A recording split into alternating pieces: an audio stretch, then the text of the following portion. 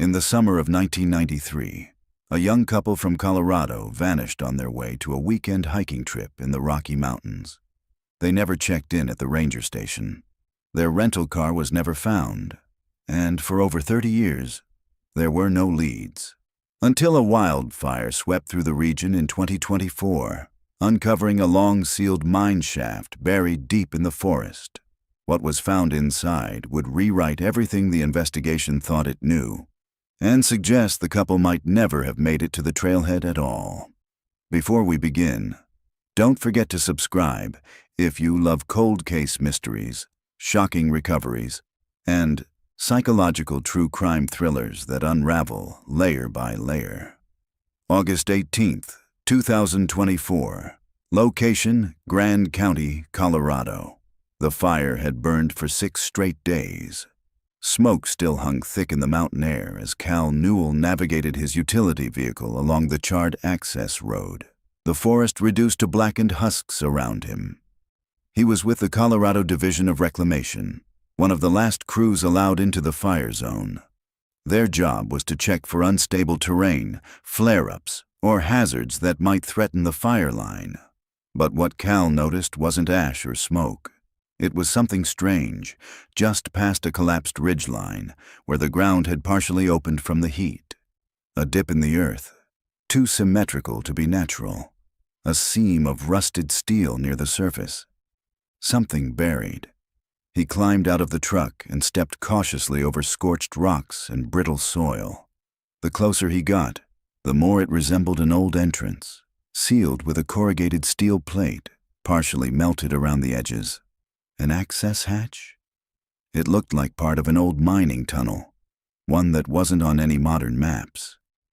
He crouched to brush away the ash and debris, revealing faded yellow stenciling, MCC number 12. Closed 1966. He frowned. Mines like these had been shut down decades ago. Most were mapped, sealed, and logged. But this one? It had been buried, deliberately. "Hey!" Cal shouted over his radio to the men 200 yards back. "Get McNair, we got a hatch!" 3 hours later, they returned with bolt cutters, pry bars, and an official from the State Mining Bureau. It took 2 men to crack the rusted seal. When the hatch finally gave way, it exhaled decades of stale air, hot and damp and wrong. They shined their lights down a narrow descending shaft. 30 feet in, the beam caught something, a plastic grocery bag, preserved by the sealed environment. Inside, a red wallet. And when Cal opened it, the name on the driver's license was unmistakable. Megan Doyle. Issued June 2nd, 1993. He looked back into the dark passageway. This wasn't just an old mine. It was the last place Megan Doyle and her fiancé, Ryan Strickland, had ever been seen alive. August 19th, 2024. Boulder, Colorado. The morning after the discovery, Detective Erin Vance sat alone in her office at the Boulder Police Department, staring at the faded missing persons flyer pinned to the board above her desk. Megan Doyle and Ryan Strickland, missing since August 21st, 1993. 2 passport-style photos, smiling faces, mid-20s. Megan with sun-bleached hair and a nose ring. Ryan with thick dark curls and an oversized flannel that practically swallowed him. They looked like every young couple from the 90s. Idealistic, free-spirited, a little broke but happy. The kind of people who took road trips in rental cars and hiked into national forests with paper maps and granola bars. The kind of people who were supposed to come back. Erin had inherited their file 3 years ago, when she transferred from violent crimes into cold cases. At the time, she'd pegged it as another presumed hiking accident, one of many. Colorado's backcountry was filled with buried trails, unstable terrain, and hidden dangers. People slipped, people got lost, people vanished, but she hadn't closed the file. Something about it had always bothered her. Maybe it was the fact that neither Megan nor Ryan had a history of risky behavior. Megan worked in early childhood education. Ryan was an environmental science graduate student. They didn't argue, they didn't run away, and they had booked 2 nights at a remote BLM cabin near Mirror Lake, only to never show up. The couple had last been seen in Granby, buying gas and groceries for their trip. A receipt from the Shell station at 11:27 a.m. Then, nothing. No witness accounts, no bodies, no vehicle. And now, 31 years later, a melted hatch in a burned-out zone had given her the first physical lead in decades. Her desk phone rang. She picked up on the first ring. "Detective Vance. It's Cal Newell from the Division of Reclamation. You asked me to call if we found anything else inside the shaft." Aaron grabbed a pen. "Go ahead." "We cleared another 30 feet of debris and broken support beams. We found personal items about halfway down. A blue canvas backpack. Contents include a rusted flashlight, a compass, and a flannel jacket. There was also a 35mm camera, severely corroded, but intact." Aaron's stomach flipped. "Film inside." "Yep, sealed inside a plastic canister. You'll want to get it developed ASAP. I'll be en route in 30 minutes. Send GPS to my phone." She hung up and stood, grabbing the file from her drawer, the one that had haunted her longest. She tucked it under her arm, locked her office door, and headed for the elevator. Something had always felt off about the Doyle Strickland disappearance. And now it wasn't just a hunch. It was physical, tangible, and buried in a mine no one remembered. The drive up to the burn zone was brutal. Smoke still lingered along Highway 40, and the air tasted like charcoal and soot. Ash drifted across the shoulders of the road like snow. The fire had come close to destroying the entire ridge, and the landscape now looked skeletal. Charred trees like burnt matchsticks, blackened soil, scorched animal tracks frozen mid-sprint. The access road to Mine Corridor 12 was blocked off by yellow caution tape and a State Patrol SUV. Erin showed her badge and was waved through. The terrain had to be navigated on foot the last quarter mile, jagged, uneven, and still hot in places. A state-issued N95 mask covered her face. She reached the clearing by noon. A temporary canopy had been erected above the entrance. Floodlights pointed into the shaft, and several crew members stood near a folding table covered in zip-locked evidence bags. Cal greeted her with a nod. "You made good time." "I didn't sleep," she said flatly, surveying the scene. "This everything?" "For now," he said. "The backpack's there, and the camera. It's old, but sealed in plastic. You might be able to recover images." Erin slipped on gloves and lifted the camera bag. It was coated in grime, but the Canon logo was still faintly visible. She unscrewed the bottom of the canister slowly. Inside, one tightly rolled strip of 35mm film, slightly warped. A miracle it had survived. She looked to California. "I'm taking this back to Boulder. We'll get it processed through our lab." He hesitated. "There's something else," he said, gesturing toward the shaft. "We pushed a GoPro into the lower corridor on a remote pole. Just a scan. Nothing fancy. You'll want to see the footage." He led her to a monitor set up in the back of a nearby truck. The screen showed jerky, grainy footage descending into darkness. Wooden beams, moist walls. The camera pushed deeper. At the 4-minute mark, Erin leaned forward. The light had caught something metallic, twisted and rusted. Wheels, a front grille. The shattered, burned-out frame of a vehicle wedged at an angle inside the mine shaft. One door sheared off. A strip of fabric still clung to the passenger seat. Cal's voice was low. "It's a match for the couple's rental, a 1993 white Ford Tempo." Erin's heart pounded. After 31 years, they'd found the car, half buried in a collapsed shaft, hidden behind a hatch someone had welded shut. This wasn't a hiking accident. This wasn't a misstep on a trail. This was a burial, and someone had tried to keep it that way.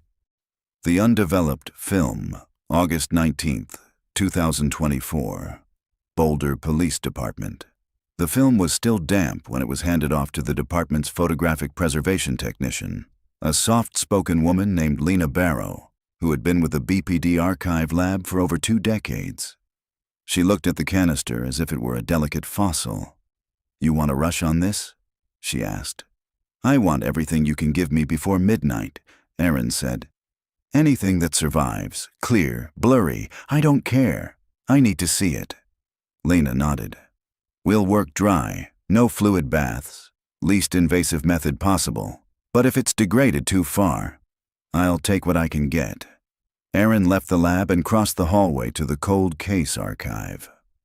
The Doyle Strickland file sat open across her desk now, with maps spread beside it.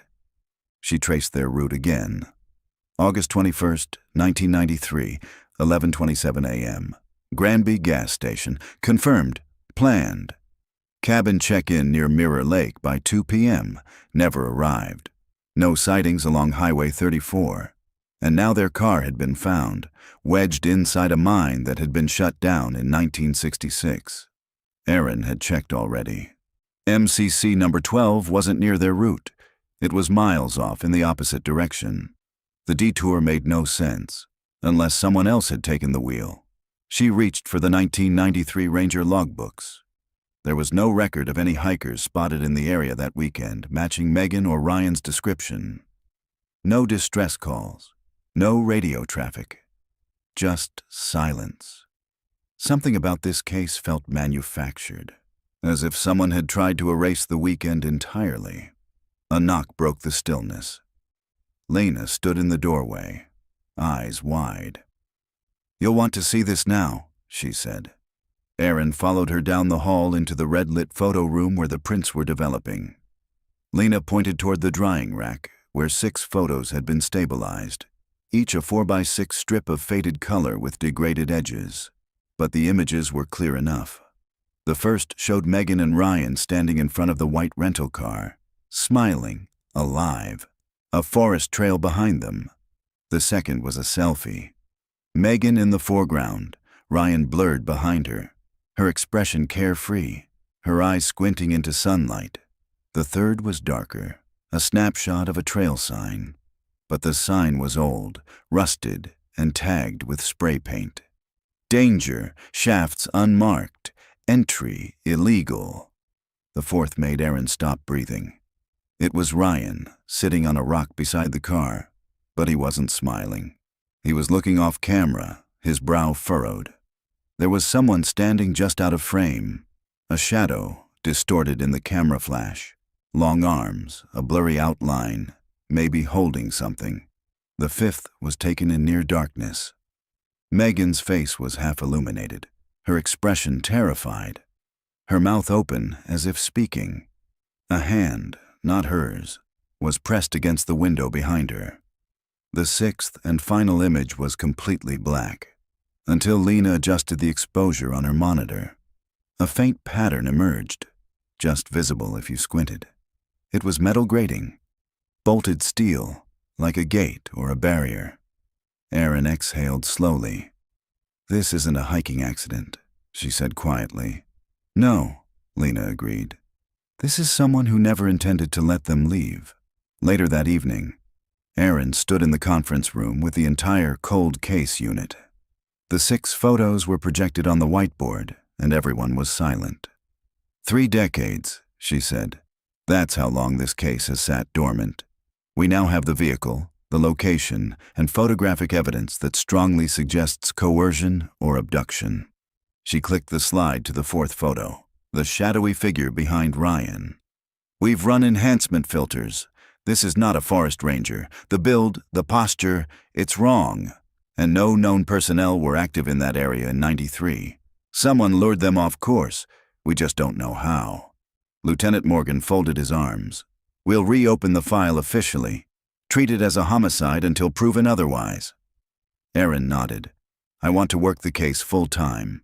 Interviews, ground search, full forensic workup of the mine shaft." "You'll get what you need," Morgan said. "We'll assign a field team to secure the site in the morning. But if this turns into something more than an old cold case, if there's a third party involved, we'll find them," Aaron said. even if it's been 30 years. That night, back at her apartment, Erin sat in bed with her laptop open and the digital scans of the photographs zoomed in to full size. She studied Megan's face in that second-to-last shot, the terror in her eyes, the hand in the glass.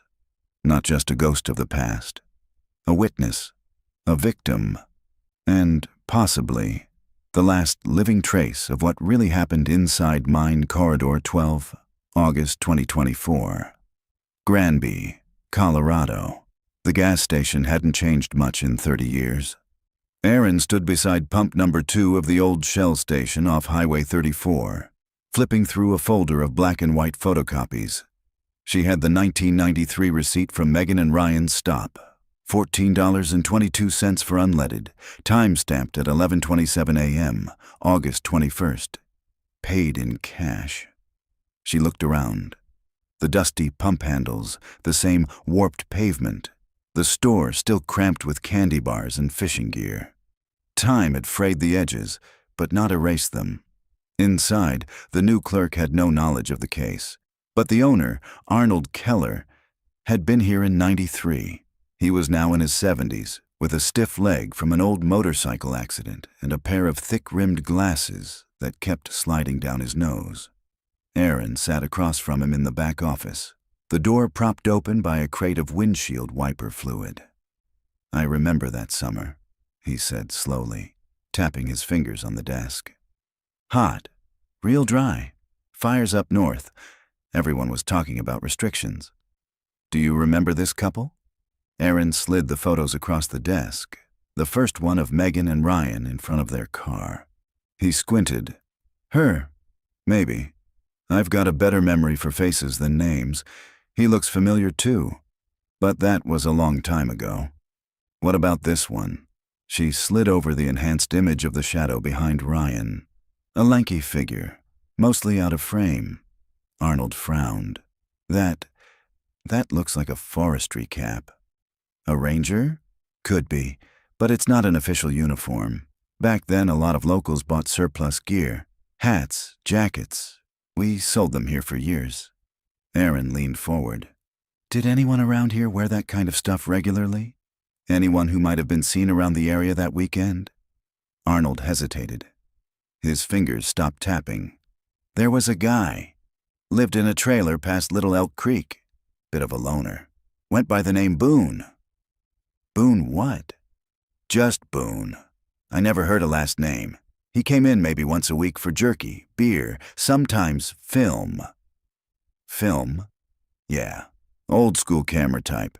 Never saw him talk to many folks. Wore a forestry cap, worn out to hell. Had a weird walk, like he limped but refused to use a cane. You know if he's still around?" Arnold rubbed his chin. "Doubt it. That trailer burned in the late '90s. County said it was electrical, but I think he moved after that. A few of the locals claimed he had bunkers dug out near the old mines. Crazy survivalist talk." Erin's pulse ticked up. "Mines like MCC number 12? Arnold looked at her sharply. "Yeah? That one was near where he used to hunt." Erin stood. "Do you have any records? Credit slips, receipts, anything with a signature or a real name?" "Not anymore, but—" He leaned back and reached into a drawer, pulling out a yellowed ledger. "I kept a notebook back then. Dumb habit. Names, purchases, in case someone skipped town or owed me cash." He flipped through. "There, August 17th, 1993. Boone, jerky, film, beer, gloves." Erin snapped a photo of the page with her phone. "Do you remember what kind of car he drove?" "Never saw it. He always parked out back." She turned toward the door.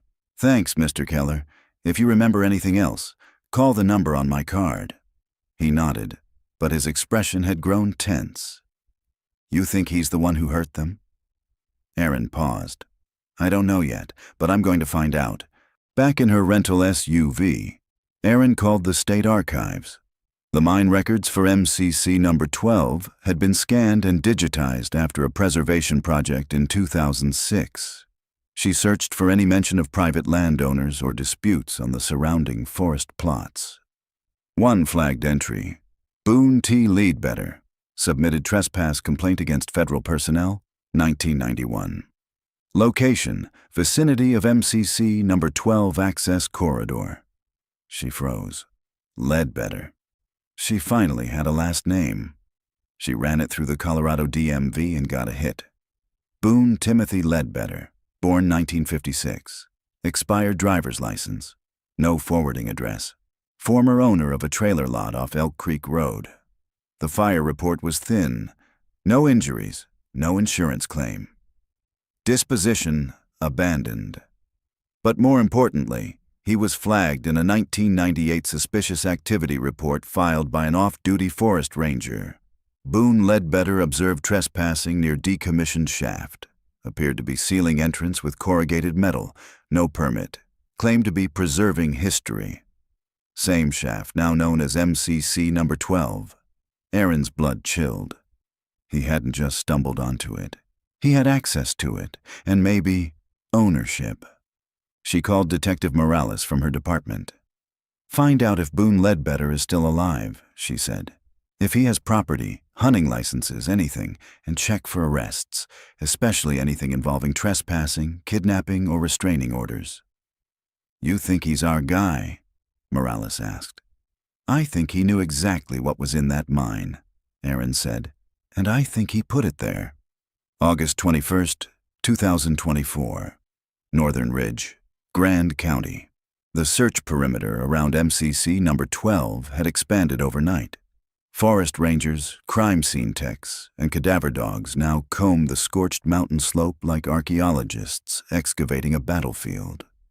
Charred tree trunks jutted from the ground like burnt matchsticks. The air reeked of soot, pine tar, and something older.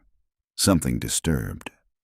Detective Aaron Vance pulled up in a state-issued utility vehicle, the tires crunching over blackened gravel. She parked just beyond the mine's sealed access point, where crews had set up orange tents and portable floodlights to stabilize the site. She was met by Officer Matty Cook, a wilderness-trained investigator from the State Forensic Response Unit. Young, sharp, with a long scar down the side of her neck. One she never explained. "We expanded the sweep 20 yards in each direction," Matty reported. "No fresh evidence, but we found a marked tree line just northeast of the shaft." "Marked how?" "Notched bark. Deliberate. Repeating pattern every 30 feet. Triangle cuts with a center slash." Aaron frowned. "Trail signs?" "Old school ones. Not used by rangers. More like private code." Matty led her across the charred hillside to the northeast quadrant. The trees here were partially spared, singed, but not destroyed. About 10 yards in, they found the first mark. A triangular notch with a vertical cut bisecting it. A few feet below, a rusted nail stuck out of the bark. The same mark repeated on 5 trees. The sixth, deeper into the woods, bore a different symbol, an X carved into the trunk. And just below that, barely visible beneath scorched underbrush, a pile of flat stones arranged in a deliberate rectangle. Aaron crouched. "This wasn't natural." She brushed away the top layer. Beneath the stones was a sheet of plywood, half-burnt, warped from heat. "Help me move it." Matty nodded, and together they lifted the board. What they revealed wasn't a grave.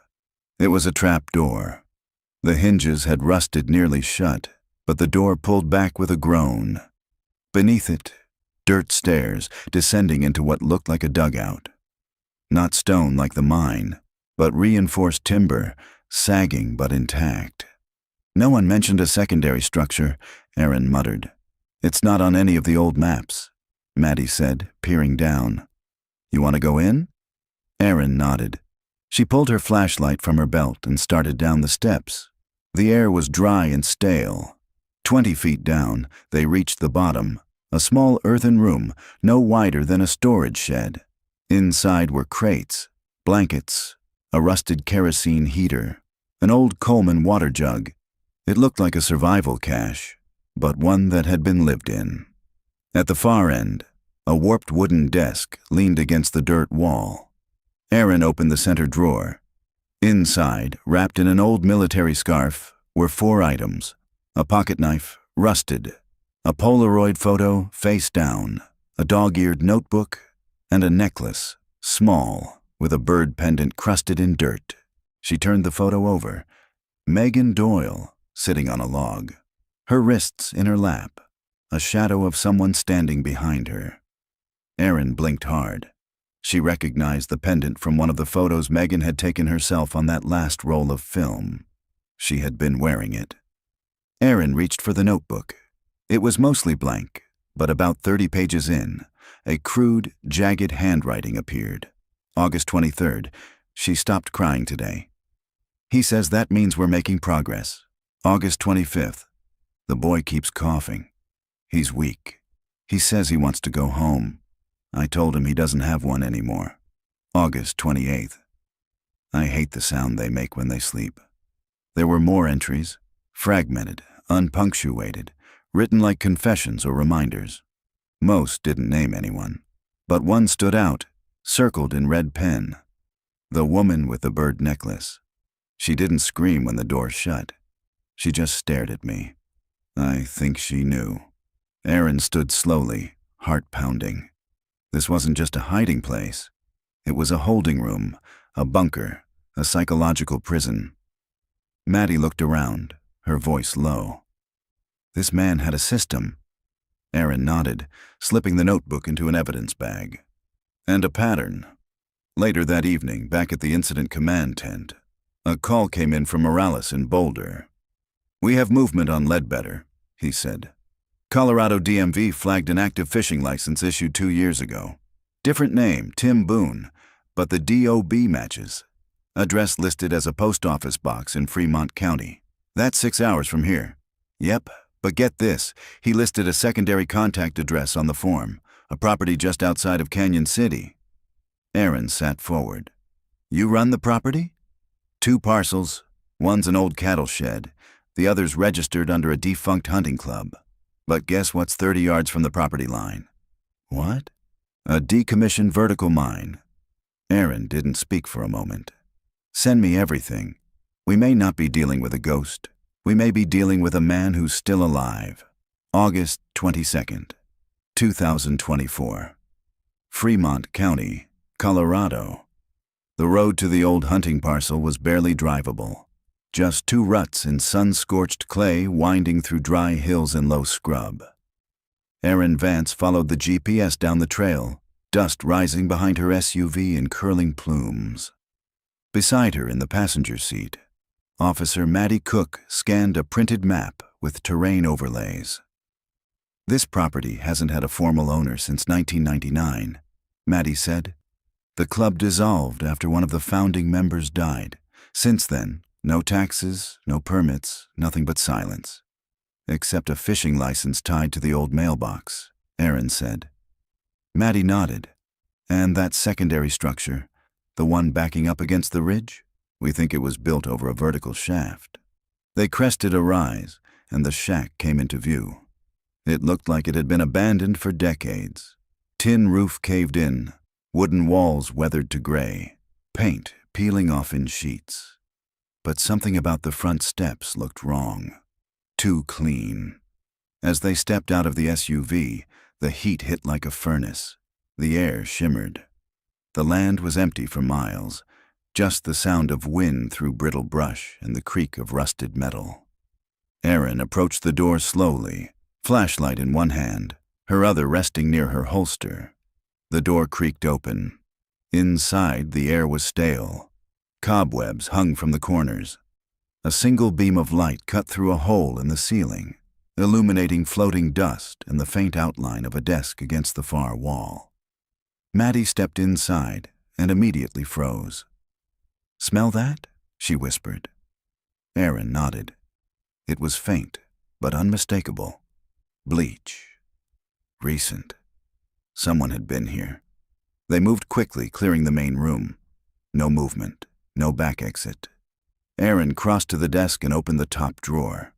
Inside, yellowing paperwork, mouse-chewed edges, and a battered leather-bound ledger with the words "Rock Valley Game and Gun" embossed in faded gold. She opened it. Most of the entries were mundane: rifle logs, deer tags, membership dues. But deeper into the book, the handwriting changed. The neat print turned jagged, angry, disjointed. One page was dated September 1993. Doe and Stag, delivered August 21st. Waited 3 days. Stag resisted. Put him in the pit. Another entry. December 1993. Too cold. Bird won't eat. Sings in the dark. And another. May 1994. Quiet now. They always go quiet eventually. Maddie leaned over Erin's shoulder. What the hell is this? Erin turned the page. A rough hand-drawn map took up the next spread. It showed the shack, the forest, and behind it, an X over a structure labeled Vert Shaft, sealed. There, Erin said. That's where we go next. They exited through the rear of the shack and followed the hand-drawn trail on foot. After 20 minutes, they found it. A pile of rocks and rusted scrap, partially obscuring a cement collar in the earth. Chained shut, padlocked. The shaft was old, lined with moss and moisture, but a recent tire track looped nearby, faint but clear. Erin bent down. Someone's been guarding this. She snapped photos and radioed it in. Vance to base. We've located a sealed vertical shaft on the Rock Valley property. Requesting ground-penetrating radar and forensic excavation crew. Copy that, came the reply. Crew ETA 4 hours. Erin stood and wiped sweat from her brow. There's something down there, she said. Maddie was crouched near the edge, brushing debris away from the lock. She pulled something out of the grass. A tooth, small, human, yellowed with age, the root still attached. She held it up, her voice dry. I think it's time we stopped calling this a missing persons case. Later that evening, Erin sat in the makeshift field tent as the forensic dig team rigged a tripod over the shaft. The radar had already confirmed the worst. Objects inside. Multiple depths. One possible vehicle signature. One cluster of bone density. Erin stared at the open ledger on her lap, its blood-stained corners now sealed in a plastic sleeve. Each coded entry was a clue. Doe. Stag. Bird. Likely pseudonyms or internal references. A way to dehumanize. A way to catalog victims without names. She looked over at the evidence board where Megan Doyle and Ryan Strickland's photos now sat beside Boone Ledbetter's old ID. He hadn't just killed. He had recorded, tracked, measured, described, and maybe kept others. A forensic tech appeared at the flap of the tent. Ma'am, she said quietly. We just pulled a box from the shaft. Inside were personal items, Polaroids, and what appears to be clothing fragments. Female. Erin stood. Any sign of bodies? Not yet, but we found another locked chamber, dug into the side of the shaft wall. Jesus! The tech hesitated. There's more. One of the Polaroids. We think it's from the late 90s, the woman in it. She handed Erin the photo. It wasn't Megan. It was someone else. Someone new, and she was wearing a bird necklace identical to Megan Doyle's. Erin's throat went dry. This wasn't a one-time thing, she said. This was a pattern, and she had a feeling they were only beginning to understand the scale. August 23rd, 2024. Boulder Police Department, Evidence Lab. The Polaroid was curled from age and heat, its corners brittle, the edges smudged with something that looked like ash. But the image itself was clear, too clear. A young woman, early 20s, sat on a cot made of wood and fabric. A bare light bulb hung overhead. Her arms were crossed over her stomach, and her eyes were locked onto the lens. Not pleading, not afraid, but hollow. Like she'd already come to terms with something no one should ever have to. She wore a canvas jacket and faded jeans. Around her neck hung a thin leather cord with a bird-shaped pendant. It was not Megan Doyle. And yet, the resemblance was eerie. Not physical, but contextual. Like she'd been dressed, posed, and kept the same way. Erin stared at the photo under the lab lights. Estimated date? She asked. Forensic imaging says around 1998, said Lena, the technician. It was stored in a sealed tin. No water damage, no mildew. The exposure is good. Developed using Polaroid Type 600 film. Discontinued in the early 2000s. Can we enhance the background? Lena adjusted the sliders. The shadows sharpened.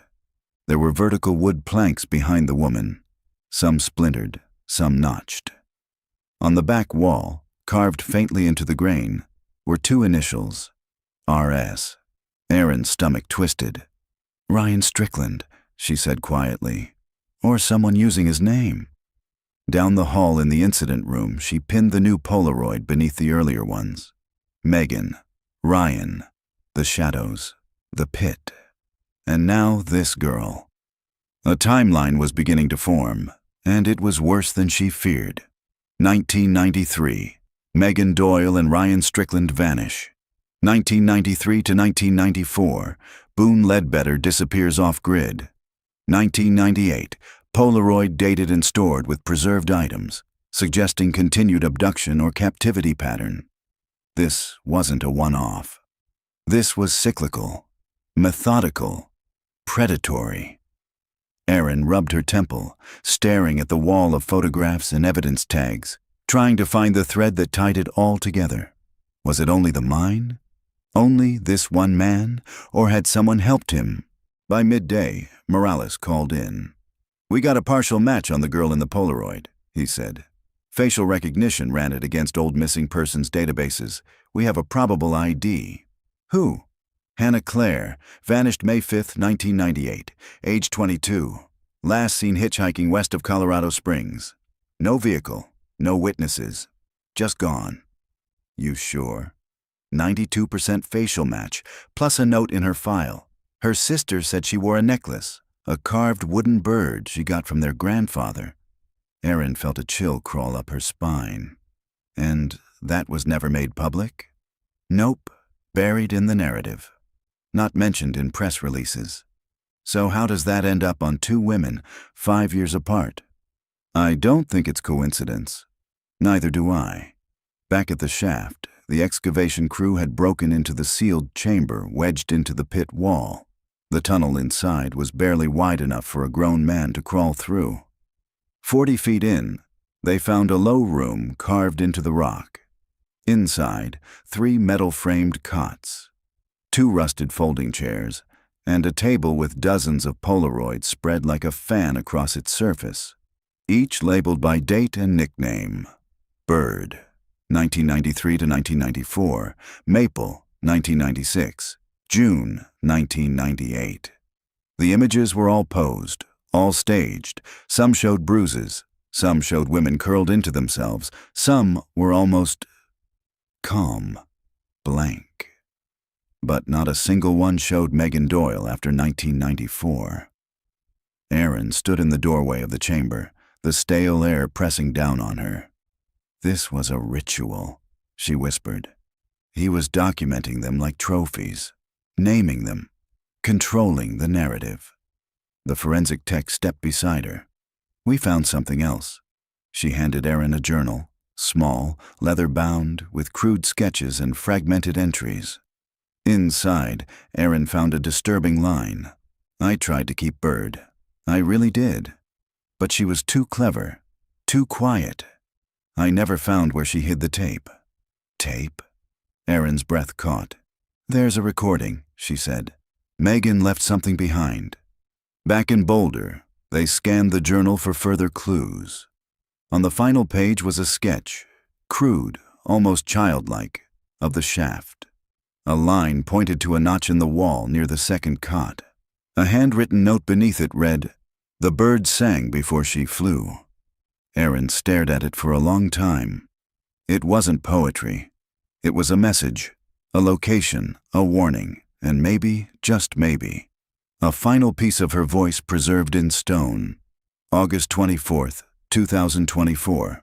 MCC number 12, Subchamber, Grand County. The shaft walls groaned as Erin Vance lowered herself into the deepest pocket of the mine.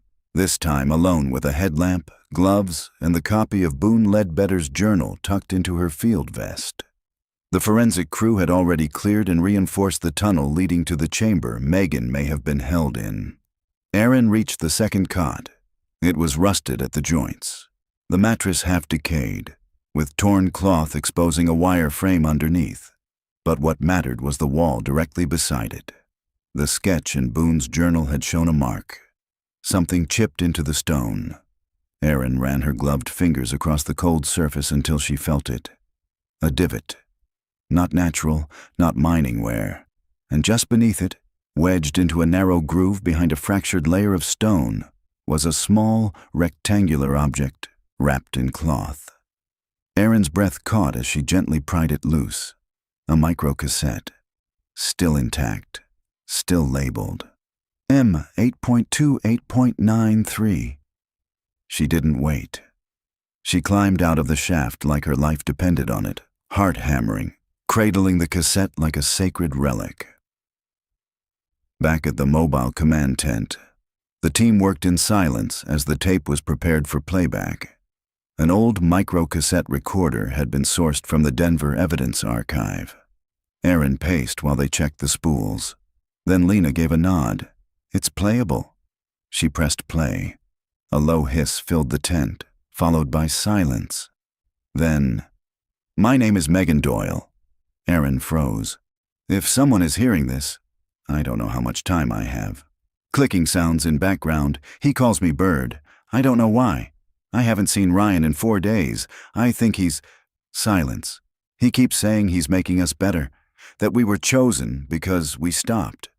Choked breath. "If this tape survives me, please find my mother. Her name is Lillian Doyle. She lives in Boulder. Tell her..." "I didn't forget her, not even once." The recording cut to static. Everyone in the tent stood in stunned silence. Maddie leaned forward. She knew she might die, and she left this anyway. Erin stared at the small device in Lena's hand. She was documenting her own captivity. She wanted us to hear this.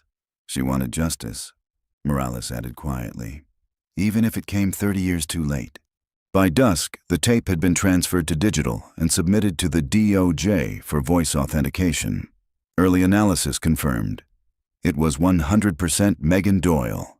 The evidence was now irrefutable. The shaft was used to confine multiple victims. Boone Ledbetter had a clear psychological method, including captivity, renaming, and timed isolation. Megan Doyle had recorded a final statement, confirming both Ryan's likely death and her own deteriorating condition. At least one more victim, Hannah Claire, had followed 5 years later, indicating the crimes continued into the late 90s. And now, with the discovery of the Bird tape, Erin had something else. A murder confession, even if it came through implication. That night, Erin sat alone in her Boulder apartment, the sound of Megan's voice still looping in her ears. She opened the last page of the recovered journal again. Something had caught her eye earlier, but she hadn't made the connection until now. The phrase, "The bird sang before she flew." Erin now believed Megan escaped, if only briefly, long enough to hide that cassette behind the wall. But the use of flew was telling. Had Megan died, or had Boone let her go, thinking she wouldn't survive? And what about Hannah Claire? Her body hadn't been recovered, only the photo. What if she, too, had vanished from Boone's grasp, not through death, but by disappearing the same way Megan had tried to? A new possibility formed in Erin's mind, one she hadn't dared consider until now. Not all the victims died. Some might still be out there, still hiding, still running. August 25th, 2024. Fremont County, Colorado. The file was thin. Too thin. A single sheet, yellowed and dog-eared, tucked in the back corner of the Colorado Missing Persons Archive. It had been mislabeled, filed under Claire, Hannah with 1 H. Likely the reason no one had flagged it earlier. But now, with Megan's tape and the photo from the shaft chamber, everything was falling into terrifying focus. Erin stared at the line scrawled in blue ink near the bottom of the report. Case closed. Subject called in from anonymous payphone, stated she was safe.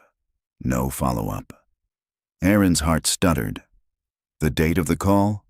September 18th, 1998.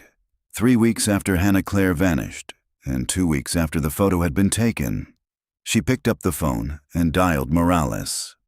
Pull the payphone logs for Fremont and Teller counties. September 1998. I want locations for every traceable call made by a woman who wouldn't give her name. Looking for a ghost? He asked. No, Aaron said. I think she's real, and I think she's been hiding ever since. 3 hours later, Morales called back. Got a hit. Payphone outside a bait shop in Canyon City. Operator note says caller was crying, refused to give a name, said she was out, and then hung up. Video? Not a chance. That was 98. But there's more. Same phone had another call 2 days earlier, placed to a wildlife rescue shelter. Female voice. Message was left, but not saved. Name of the shelter? High Valley Wildlife Refuge. Aaron was already writing it down. I'll go in person. High Valley was barely a speck on the map. One long gravel road, a half-dozen rusted trailers, and a barn full of rehabilitated hawks and owls. A retired vet named Mildred Cates ran the place. Mid-70s, denim shirt, sharp eyes behind bifocals. I remember that girl, she said, sitting across from Aaron in the barn's tiny office. Didn't give her name, showed up with a busted wrist and scratches all over her arms, asked for water, said she'd been camping. What did she look like? Brown hair, short, tense as a rabbit. She wouldn't let me call anyone, just kept asking about injured birds, specifically one that had a broken wing. Aaron felt her skin go cold. A bird? She said she had a pet as a kid. A sparrow, I think. Used to say it was the only thing in the world that ever listened to her. I gave her a cot in the barn. She stayed 2 nights. Then she was gone. Did she leave anything? Mildred nodded and stood. She left this in the cot. Didn't come back for it. She returned with a small cloth pouch. Inside, a wooden bird pendant on a leather cord, identical to Megan's and the one in the Hannah Claire Polaroid. Aaron held it in her hands, breath trembling. Did she say where she was going? Number. But when she left, she said something I never forgot. What? She said, if anyone ever comes asking about me, tell them I got out, but I'm not free. Aaron closed her eyes. She was alive. Hannah Claire survived. Back at the Boulder PD that night, Aaron added a new column to the case board. She drew a line beneath Megan Doyle, Ryan Strickland, and Hannah Claire. She wrote in sharp black ink, known survivor. If Hannah had lived, even for a while after escape, then others might have too. Boone's journal mentioned at least 3 code names not yet connected to real people. Maple, June, Bird, and possibly more. Aaron stared at the pattern. Every victim given a name, a symbol, a cycle. The cassette proved Megan had resisted. The journal proved Boone knew she hid something. But now, something darker was becoming clear. Maybe Boone wasn't just kidnapping them. Maybe he believed he was creating something, breaking people, rebuilding them. And the ones who didn't survive? They were buried. But the ones who did, they carried what he did to them forever. Aaron turned the lights off in the evidence room and stood before the wall of faces, maps, photos, and journal fragments. She didn't just have a killer to track. She had a trail of survivors to find. And maybe, just maybe, one of them had seen what really happened to Megan Doyle. August 26th, 2024. Grand County, Colorado.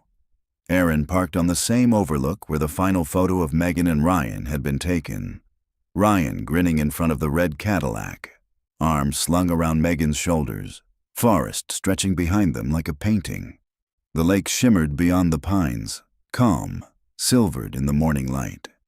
It had been 31 years, the last known location before they disappeared. She stepped out of the vehicle slowly.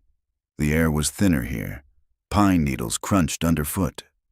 Across the road, The trailhead to Mirror Lake wound down between the trees, partially overgrown, but still marked by a faded Forest Service post. Erin pulled the photo from her file. Ryan had been standing about 20 feet from the edge. Behind him, just barely visible in the original frame, was the top edge of a man-made ridge, a flat shelf that looked too straight to be natural. She followed the trail down.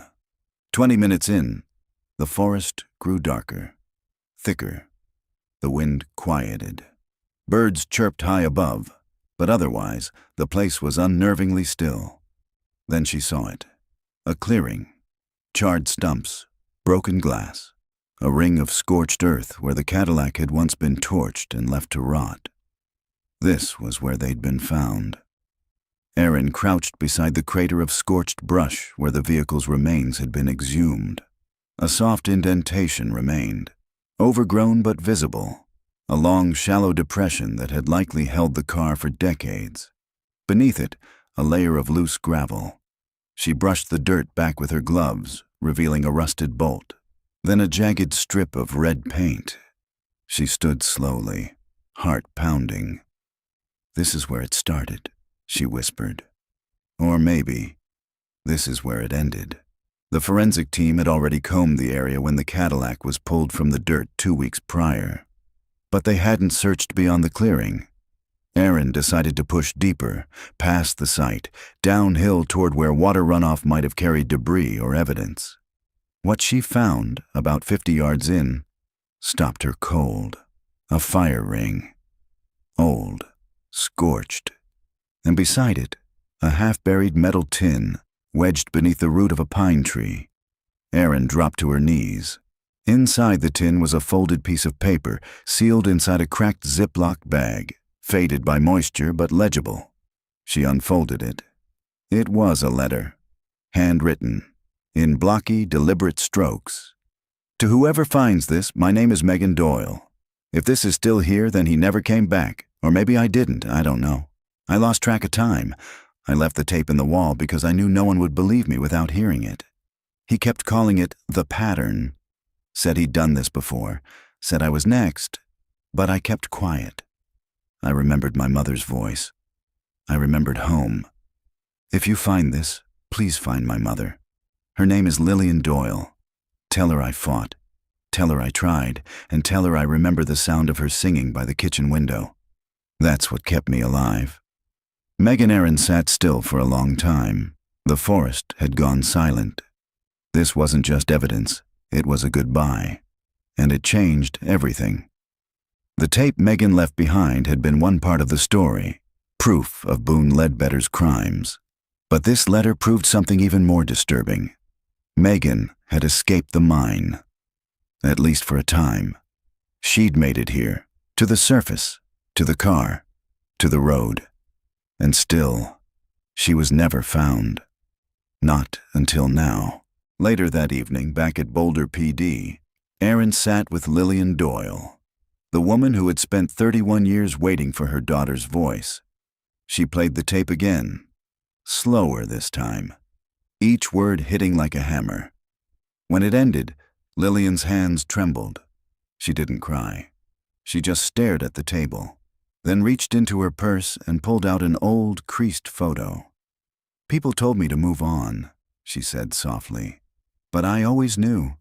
A mother knows." She pushed the photo across the table. It was of Megan, age 7, standing by a kitchen window, singing, sunlight catching her hair. "That's the moment she was talking about," Lillian whispered. "The one that kept her alive." Erin's voice cracked. She remembered. Lillian nodded. She came back to me, even if it was only in her words. Erin stood. "We're going to find out everything he did, everyone he hurt, and anyone who might have helped him." Lillian's eyes were tired but fierce. "Good," she said, "because I think she wasn't the only one he took." August 27th, 2024. Colorado Bureau of Investigation, Cold Case Archives. The room smelled like dust, plastic, and time. Rows of metal shelves held the state's darkest secrets. Unsolved cases, abandoned leads, and the records of the forgotten. Erin Vance stood in the aisle marked 1990 to 2000. Unidentified victims and Jane Does. With her gloves already on and a crate labeled RB147-recovered materials, Rock Valley Hunting Club beside her, she slid a thick manila folder from the crate and opened it on the steel cart. Inside were Boone Ledbetter's final possessions, recovered from the shaft wall's hidden chamber. There were photos, maps, scattered notes, and one thing they hadn't cataloged yet, a leather-bound notebook, smaller than the ledger, with a lock that had long since rusted away. She opened it. The first page had only a single phrase, written in pencil. The pattern begins with silence. What followed chilled her blood. A table, handwritten. 2 columns, 23 rows. On the left, code names. On the right, years. Bird, 1993. Stag, 1993. Maple, 1996. June, 1998. Ash, 2001. Sparrow, 2003. Doe, 2006. And so on. 23 entries. Only 3 had been linked to real people. The rest, unidentified. No bodies, no reports, just Boone's private log. And then, below the final entry, a note. The mine is full. The mountain will bury what the world refused to hear. Erin closed the book slowly. This wasn't just one crime. It was a program, a method, a ritual. She had to know more. She called Morales. I need every unsolved missing persons report between 1992 and 2010. Female, ages 16 to 30, last seen within a 300-mile radius of Grand and Fremont counties. Jesus, that's going to be hundreds of cases. I'll narrow it down, just run the search. Hours later, the results started coming in. Erin sifted through digital files, comparing names, dates, and descriptions against Boone's list. She flagged any report with eerie similarities. Nature settings, vehicles abandoned near forests, victims with no known enemies, or items left behind that couldn't be explained. One file stood out. Case number 2003-408. Marissa Eldred, age 24. Disappeared. June 14, 2003.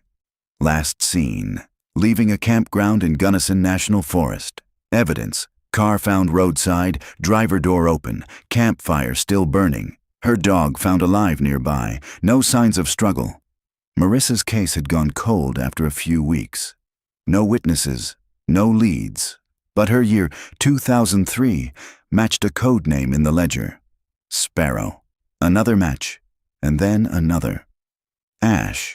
2001, possibly Clara O'Neill, vanished hiking alone near San Isabel. Doe, 2006. Unidentified remains found in a root cellar near Cannon City. No ID. Partial dental match to a girl from Wyoming. No confirmation. One by one, the women were surfacing, buried not just under dirt, but under decades of clerical apathy. Erin leaned back in her chair, the weight of the discovery pressing down on her. 23 victims, only 4 known. No centralized pattern ever noticed, until now. And it all came back to one man, Boone Ledbetter. Except, not all of the entries had Boone's handwriting. Erin flipped to the middle of the notebook, a new pen, a different style. Someone else had written, "She sang louder than the others." Couldn't break her, had to send her away. Risk too high.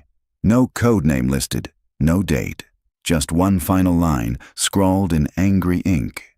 He says the pattern belongs to him, but he doesn't understand. It was never his.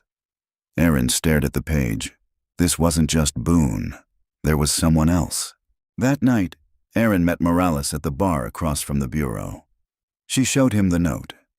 He wasn't working alone, she said. Not the whole time. Morales exhaled slowly. Jesus. We assumed Boone was the architect. But what if he was just the enforcer? You think there's someone else still out there? I think Megan knew. I think that's why she hid the tape. She wanted to make sure the real story survived, even if she didn't. Morales stared at the notebook. "What do you want to do?" Aaron answered without hesitation. "I want to find the one who finished the ledger. August 28th, 2024. Boulder PD Cold Case Unit." Aaron spread the 2 pages side by side beneath the evidence lamp. The original ledger with Boone Ledbetter's entries and the smaller, more cryptic journal that had revealed the code names and dates. Side by side, the handwriting differences were undeniable. The first half of the second journal was Boone. Messy, blocky, consistent with known samples. But the last 4 entries? They weren't Boone's. They were smoother, cleaner, controlled, deliberate. Somebody else had continued his work. And whoever it was, they hadn't stopped in 2006. At the very bottom of the second journal, just beneath the final line about the pattern not being his, there was a single name. Emery. No last name. Just that. But it was underlined. Twice. Not a victim. Not a pseudonym. A signature. Aaron's mind jumped back to something buried in the original 1993 incident report. Something Megan's mother had once mentioned in a police interview. A name Ryan had brought up a few weeks before they vanished. She flipped through the transcript until she found it. Ryan said they were going up to Mirror Lake because a friend had told them about it. Someone who'd gone up there the summer before. I don't remember the name. Something odd. Emery? Something like that. Aaron stared at the line. It wasn't random. Whoever Emery was, he'd been part of it from the beginning. Possibly before Boone even acted. Later that afternoon, she drove to the small, overgrown parcel on file under the old Rock Valley Game and Gun Club deed. Most of the land had reverted to state control after the club disbanded. But a thin triangular wedge, barely half an acre, had been sold off in 1994 to a private buyer. The name on the deed? Emery Talcott.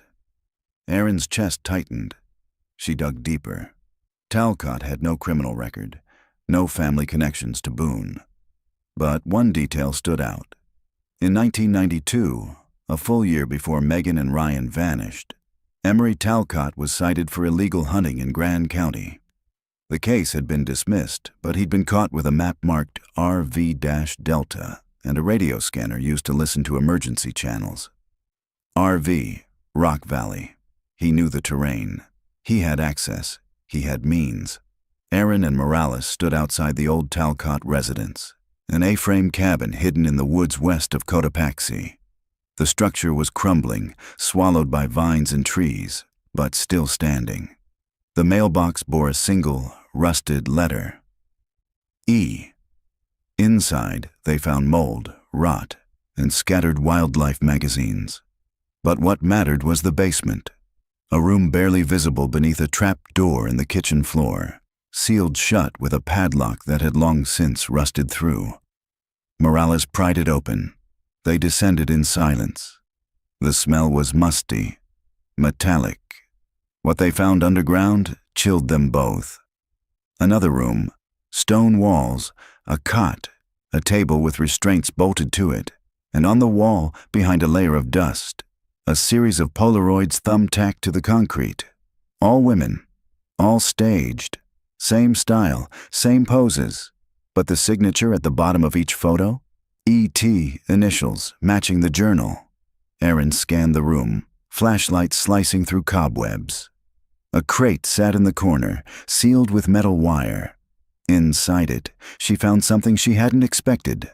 Clippings, newspaper articles, printouts from missing persons databases, blog posts from online cold case forums, all with notes scribbled in the margins. Too public. Wrong age. Not ready. Quiet type, possible. Bird remembered. She ruined the cycle. Aaron stepped back, her hands trembling. Morales? He's not just documenting them. Morales read the clippings over her shoulder. He's studying them. He's still active, Aaron said. Jesus. No, listen, this last note. She pointed to the margin beside an article dated May 2024, featuring a photo of a missing girl from Durango. This is 3 months ago. He hasn't stopped. Morales turned pale. You think he's grooming new victims? I think he's continuing the pattern. The mine might have collapsed. Boone might be dead. But Emery Talcott is still alive. Morales took a shaky breath. What do we do? Aaron looked up at the Polaroids, at the crude table, at the cycle that had never really ended. We find him. August 29th, 2024. Fremont County, Colorado. It was nearly dark when the unmarked SUV rolled to a stop at the end of a long, rutted driveway carved through dense pine. The coordinates came from the margin of a 2024 clipping, handwritten in faint blue ink on the back of a Polaroid. If she sings, she's ready. Check. Late August. Aaron stared out the windshield at the distant silhouette of a hunting cabin. Its windows shuttered, a faint orange light glowing behind slats. No electricity lines, no satellite dish, no cell reception. They were on their own. Morales readied the entry team. 2 SWAT officers flanked the sides while Aaron approached the porch with quiet, practiced steps. Inside, a voice was singing. Not loud, not cheerful, hushed, almost childlike. Aaron pressed her back to the wall and listened. Mama's in the kitchen cutting up the pie. She swallowed hard. The same song Megan Doyle had referenced in her tape. The lullaby her mother used to sing at the window. Whoever was inside, they knew that. They had heard the tape. Or worse, they were there when Megan sang it herself. Morales gave the signal. The door came open fast, hinges splitting. Flashlights cut through the cabin. Inside, a girl, late teens, pale, sitting cross-legged on the floor. She didn't flinch at the entry. She just looked up at them, blinking slowly. She wore a canvas jacket. Her wrists were red. On the wall behind her, a wooden bird hung from a nail. "Where is he?" Aaron asked. The girl stared, then pointed to the trap door. The basement was colder than outside. Dust, silence, and then footsteps. They turned fast, weapons drawn. But it wasn't a man who emerged from the shadows. It was a figure in flannel and canvas, thin, gray-haired, eyes glassy. Emery Talcott. He didn't run, didn't speak. He just raised his hands slowly, palms out. "I knew you'd come," he whispered. Aaron stepped forward. "You watched them, all of them. Megan, Hannah. You took what Boone started and turned it into some kind of system." He didn't deny it. "She was the one that ruined it," Emery said, voice cracking. "She sang." "You mean Megan?" He nodded. "She wouldn't break. He tried. I tried. But she never screamed. Just sang, over and over. It got in my head. It stayed there." "You killed her." "No," Emery whispered. "She walked. She made it to the ridge. I was the one who pulled her back. I'm the one who made sure she never left again." Aaron's jaw clenched. "You buried her?" "I buried the pattern." "No," she said, stepping forward, voice low and shaking. "You buried the proof, but she still got out. She left us everything, her voice, her story, her goodbye." His hands trembled. "None of them fought like she did." Aaron looked him in the eye. "And that's why we're here." The arrest was swift. No resistance. Emery went limp the moment cuffs were locked on. The girl upstairs, Jenna Cross, age 17, had been reported missing just 6 weeks earlier from New Mexico. She was malnourished, bruised, and shockingly composed. "He kept calling me June," she told the paramedics. "But that wasn't my name." August 30th, 2024. Boulder PD headquarters. Aaron stood before the wall of code names one last time. The Polaroids, the journal, Megan's tape, Hannah's pendant, Jenna's safe return. They had enough for federal indictments. DNA recovered from the mine shaft matched to 3 other Jane Does. Names would follow. Graves would be found. Families would get closure. But Megan Doyle? She was never recovered. Only her voice. Her words, her resistance. And that mattered. It meant the pattern didn't win. It meant the silence had finally broken. September 4th, 2024. Boulder, Colorado. At the small community memorial garden beneath a flowering dogwood tree, Lillian Doyle stood beside Erin, holding a bronze plaque in her hands. Erin stepped forward, unscrewed the old placeholder nameplate, and fixed the new one in place. It read, "In memory of Megan Doyle, 1971 to 1993. She sang louder than the silence. A breeze stirred the trees. Lillian reached into her purse and pulled out an old, worn cassette. The original, the one Megan had left behind. She placed it in the dirt, beneath the plaque, and whispered, "She's free now." Erin stood beside her, the sun warm on her shoulders, the forest behind them quiet at last. The pattern was broken, and the girl who sang in the dark would never be forgotten.